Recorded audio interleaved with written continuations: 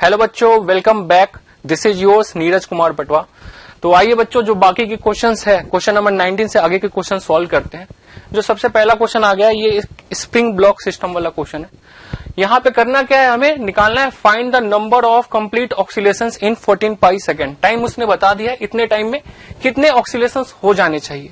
तो सबसे पहले सिस्टम को देखें तो यहाँ पे देख के ही पता चल रहा है कि ये दोनों जो, अगर मैं ब्लॉक को थोड़ा सा स्लाइड कर दूं तो ये दोनों जो स्प्रिंग है ये कंप्रेस हो जाएगा तो फोर्स इस तरफ लगाएगा kx, और ये स्ट्रेच हो जाएगा तो फोर्स इसी तरफ लगाएगा kx। दैट मीन्स ये दोनों स्प्रिंग जो है वो सेम डायरेक्शन में फोर्स लगा रहा है। इट मीन्स ये पैरेलल कॉम्बिनेशन है, और अगर पैरेलल कॉम्बिनेशन है तो k इक्विवेलेंट क्या हो जाएगा, k1 plus k2 that is equal to 2k। दोनों की वैल्यू जो है k की वो सेम है। तो ये करने का ऑब्जेक्टिव क्या है, ऑब्जेक्टिव ये है कि पहले टाइम पीरियड निकाल लेते हैं, फिर इतने टाइम में कितने ऑक्सीलेशंस होंगे वो कैलकुलेट कर सकते हैं। टाइम पीरियड अगर निकाले t इक्वल टू 2 पाई, किसी भी स्प्रिंग मास सिस्टम का जो टाइम पीरियड है वो m अपॉन k इक्विवेलेंट होता है, जो कि यहाँ पे 2k हो गया है, राइट। तो 2 पाई रूट अंडर m की वैल्यू हमारे पास है 490 ग्राम, यानी कि 490 अपॉन 1000 कर लिया हमने, ऐसा यूनिट में ये केजी में आ गया है, डिवाइडेड बाई 2 इंटू के की वैल्यू जो है वो भी 2 गिवन है। तो यहां से 1 0 0 कैंसिल आउट हो गया, यहां से आ चुका है 2 पाई, और 7 बाहर आ गया है, 10 बाहर आ गया और 2 बाहर आ गया है, तो 7 upon 20 that is going to give me 14 pi divided by 20। Okay, तो इतना टोटल हमारा जो है एक ऑक्सीलेशन में टाइम पीरियड लगने वाला है, इतना टाइम लगने वाला है एक ऑक्सीलेशन के लिए। तो टोटल 14 पाई में कितना टाइम लगेगा, 14 पाई में कितने ऑक्सीलेशंस होंगे, तो number of oscillations into time period is going to give me total time. एक ऑक्सीलेशन में इतना टाइम लगा तो कितने ऑक्सीलेशन हो जाएंगे, n divided n equal to t upon time period. जो टाइम है वो गिवन है 14 पाई, यहां से आ गया है 14 पाई डिवाइडेड बाई 20, जो कि ऊपर चला गया, और जो फाइनल आंसर है हमारा वो 20 निकल के आ गया। ओके, चलते हैं नेक्स्ट क्वेश्चन पे। यहां क्या बोल रहा है, in LCR series circuit current and voltage are in same phase. मतलब देख के ही समझ में आ गया कि ये जो है जो रेजोनेंस वाली कंडीशन है, जहां पे करंट और वोल्टेज सेम फेज में आ गए हैं, यानी कि जेड की जो वैल्यू होगी वो आर होगी। एक्सएल अगर इस तरफ होगा और एक्सी इस तरफ होगा और आर इस तरफ होगा, तो अगर एक्सएल इक्वल टू एक्सी होंगे, जो कि रेजोनेंस की कंडीशन है, तो ही करंट जो जेड होगा वो आर के डायरेक्शन में होगा, और पोटेंशियल अप्लाइड और करंट भी आर के ही डायरेक्शन में होंगे। दैट मीन्स जो हमारा जेड है, रेसिस्टेंस जो बोल दिया उसने, वो जेड की वैल्यू उतनी ही है। जेड की वैल्यू हो गई हमारी 20 ओम।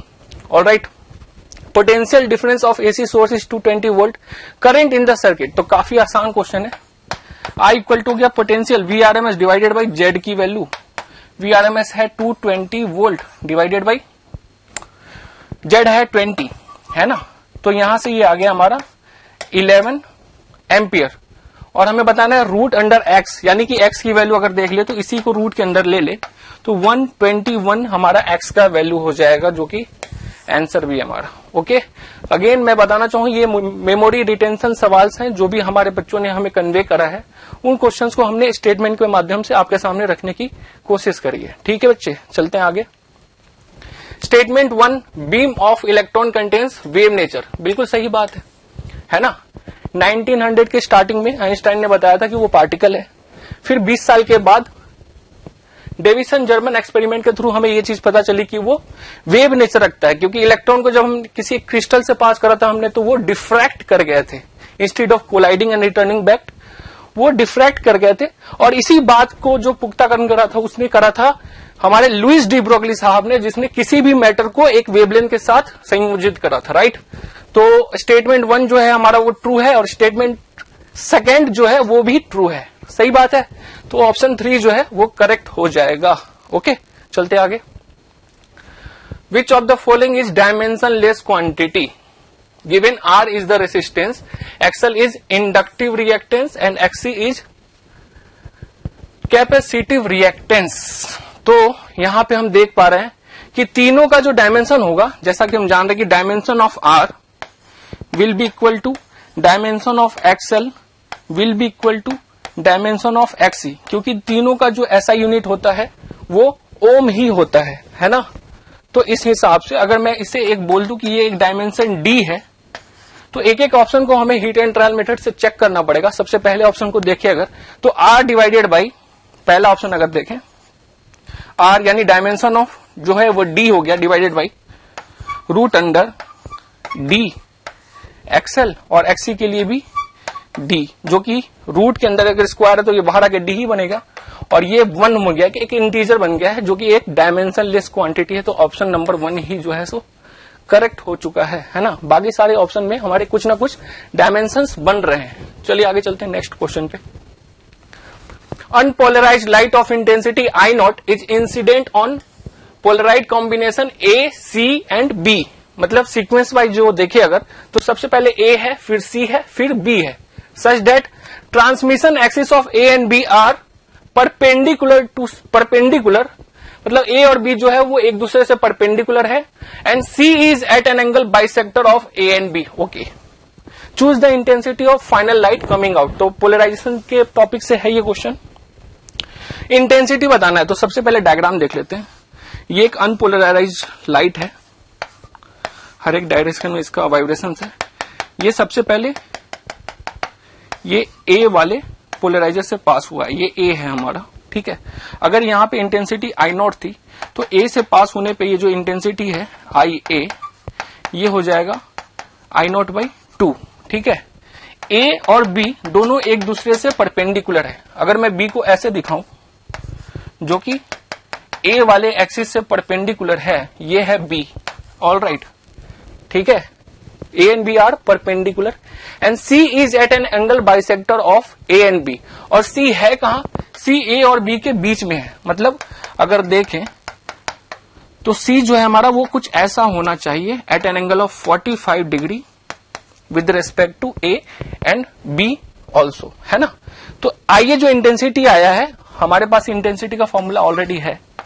जो भी इंटेंसिटी होगा यानी आईसी जो होगा, सी पोलराइजर के बाद जो इंटेंसिटी होगा वो होगा आईए टाइम्स ऑफ ए वाले पोलराइजर से जो इंटेंसिटी मिली है उसके आगे cos square theta naught, where theta naught is the angle between both the polarisers, जो कि है 45 डिग्री। तो आईए की वैल्यू है हमारे पास ऑलरेडी आई नॉट बाई 2, और कॉस स्क्वायर थीटा की वैल्यू अगर डाल ले तो 45 डिग्री का वैल्यू जो होता है कॉस 45 डिग्री 1/√2 का स्क्वायर 1/2 हो जाएगा। That is going to give me I naught by 4, alright. उसके बाद क्या हुआ, यहां पे जो हमें इंटेंसिटी मिली है वो आईसी मिल गई, और फिर से एक पोलराइजर है जो इस वाले एक्सिस से 45 डिग्री आउट ऑफ फेज है। तो देखिए अगर, तो आई बी जो हमें मिलेगा वो आईसी से मिलने वाली जो इंटेंसिटी है, जो कि कितना है आई नॉट बाई 4, ये इंटेंसिटी यहां पे काम आएगा, into again cos square 45 degree, क्योंकि सी और बी के बीच भी जो एंगल है वो 45 डिग्री का ही है। यानी ये हो गया आई नॉट बाई 4 ऑलरेडी जो आईसी है, और इसकी वैल्यू हो गई 1/2 कॉस स्क्वायर 45 डिग्री, यानी जो फाइनल इंटेंसिटी है वो आई नॉट बाई 8 मिल गया है। हाँ, तो ऑप्शन 1 जो है अगेन हमारा करेक्ट हो चुका है। आइए चलते हैं नेक्स्ट क्वेश्चन पे। क्या बोल रहे हैं यहाँ पे, find normal reaction between ground and roller. ये रोलर है और ये ग्राउंड है, okay. If force on roller is passing through centre as shown, इस रोलर पे जो फोर्स है वो सेंटर से pass, given mass of the roller is 70 kg। तो अगर मैं एक पॉइंट पे कोई दिखाऊं, एफबीडी बनाऊं, तो ये अगर मैं रोलर का सेंटर बोल रहा हूं, तो यहां से फोर्स जो है वो ऐसे पास हो रहा है at an angle of 30 degree, है ना। ये जो एंगल है ये 30 डिग्री है। तो इस तरफ का जो फोर्स आ गया हमारा वो आ गया है एफ कॉस 30 डिग्री, और इस तरफ जो फोर्स आ गया है वो आ गया है एफ साइन 30 डिग्री, ठीक है ना। और इसका अपना एक वेट भी होगा mg, है ना। उसी mg फोर्स को मैं यहां पे दिखा सकता हूं, ये है mg, ठीक है। ग्राउंड से एक नॉर्मल रिएक्शन आ रहा होगा और इसी के बारे में हमें जानकारी देनी है। तो ये नॉर्मल रिएक्शन आ गया ऊपर। अच्छा, ये रोलर कर क्या रहा होगा, ग्राउंड के अंदर तो नहीं जा रहा होगा, नहीं ऊपर जा रहा होगा, यानी कि y के डायरेक्शन में कोई भी इसका एक्सेलरेशन, डिस्प्लेसमेंट, वेलोसिटी वगैरह वगैरह नहीं है। अगर ऐसी बात है तो y के डायरेक्शन में ये इक्विलिब्रियम पे है, तो सारे फोर्सेस जो है वो बैलेंस आउट कर जाने चाहिए, यानी कि n must be equal to mg plus F sin 30 degree होना चाहिए, है ना। यानी n की जो वैल्यू है वो होगी mg, मास है हमारा 70 kg, यानी 70 m into g plus F sin 30 degree. F जो है हमारा वो है 200 और sin 30 डिग्री की वैल्यू होगी 1/2, है ना। तो ये हो गया 100 plus 700, that is going to give you 800 newton. तो ऑप्शन नंबर 1 जो है अगेन सही हो चुका है ना। आइए चलते हैं नेक्स्ट क्वेश्चन पे। तो इस पर्टिकुलर क्वेश्चन में क्या बोला, a non conducting and a conducting ball, एक तो नॉन कंडक्टिंग बॉल है और एक कंडक्टिंग बॉल है, are released from same height from the earth surface, air resistance is neglected, then choose the correct option. हमें बताने इनमें से कौन सा ऑप्शन जो है वो करेक्ट है। ये थोड़ा सा कंट्रोवर्शियल क्वेश्चन हो सकता है, फिर भी देखना बच्चों, एक बार समझना कि अगर अर्थ है और अर्थ के चारों तरफ मैग्नेटिक फील्ड है हमारे पास, तो जब भी कोई कंडक्टर अगर उस मैग्नेटिक फील्ड से पास होगा तो फ्लक्स कटेंगे, है ना। और अगर फ्लक्स कटेगा तो there will be drift of charges, electron जो है वो अपोजिट डायरेक्शन भागेगा प्रोटॉन के। तो इस तरीके से देखें तो there will be some eddy current in the conductor, but in the case of non conducting sphere there will not any drifting of charges, जिसके कारण एडी करंट नहीं होगा, है ना। अब मानते हैं कि ग्राउंड का सरफेस है, एक पर्टिकुलर हाइट से हमने किसी ऑब्जेक्ट को फेंका, तो ये ग्राउंड के सरफेस पे आते आते जो ग्रेविटेशनल पोटेंशियल एनर्जी लूज करने वाला है वो करने वाला है mgh, ठीक है। तो कंडक्टर के केस में ये जो टोटल एनर्जी है वो दो जगहों पे जा रही है, एक तो एडी करंट के फ्लो होने के कारण कुछ ना कुछ हीट लिबरेशन होगा, हीट डिसिपेशन होगा कंडक्टर में, है ना, और दूसरा उसकी काइनेटिक एनर्जी में। लेकिन सेकंड वाले केस में देख ले, जो हमारा नॉन कंडक्टिंग स्फीयर है वहां पे पूरी की पूरी एनर्जी जो है वो उसके काइनेटिक एनर्जी में जाने वाली। तो एवरेज वेलोसिटी की अगर बात कर ले कंडक्टर के लिए, तो वहां पे जो काइनेटिक एनर्जी कम हो चुकी है क्योंकि कुछ हीट हमारा डिसिपेट हो चुका है, तो एवरेज स्पीड जो है कंडक्टर के लिए वो कम होगा, यानी उसको ज्यादा टाइम लगेगा पहुंचने में in comparison to non conducting sphere जिसकी काइनेटिक एनर्जी बहुत ज्यादा होगी इन कंपैरिजन टू कंडक्टर, है ना। तो ऑप्शन नंबर 3 हमारा करेक्ट हो जाएगा, non conducting will reaches the ground first. Alright, next question पे चलते हैं।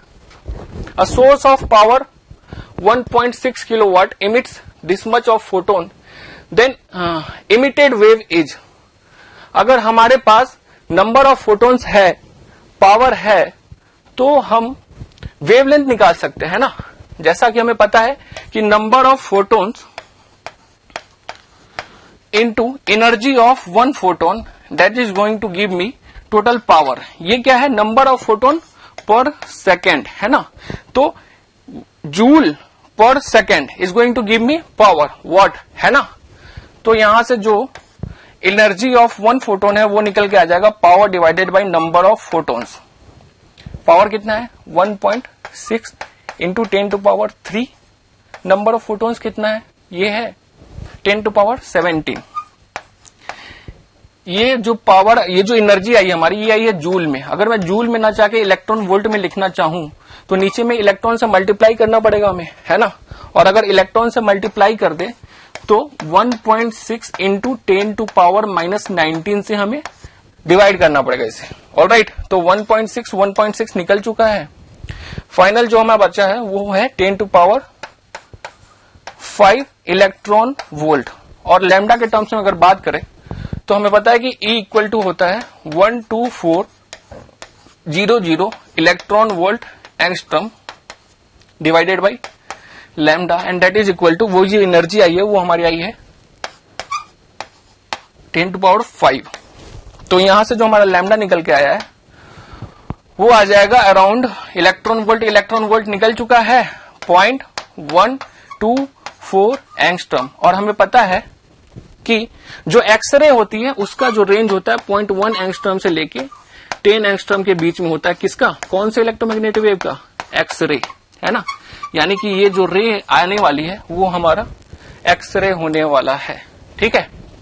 तो ऑलराइट बच्चों, इस तरीके से हमने जितने भी क्वेश्चंस रिट्राइव कर पाए हैं वो आपके सामने रख दिया है। आई होप आप लोगों ने कुछ क्वेश्चंस को एंजॉय करा होगा। तो फिर मिलते हैं बच्चों नेक्स्ट पेपर के लिए अगले दिन। तब तक के लिए ध्यान रखिए अपना। Thank you.